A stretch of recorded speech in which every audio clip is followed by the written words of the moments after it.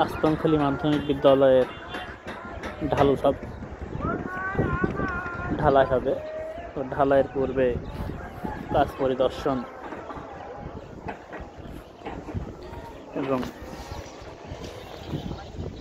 কাজ চলমান রয়েছে। আশা করি খুব শীঘ্রই বাকি কাজগুলো সমাপ্ত হবে। রড বাইন্ডিং এর কাজ শেষ হলেই এর পূর্বে এই সাবজা ঢালাই দেওয়া হয়েছে।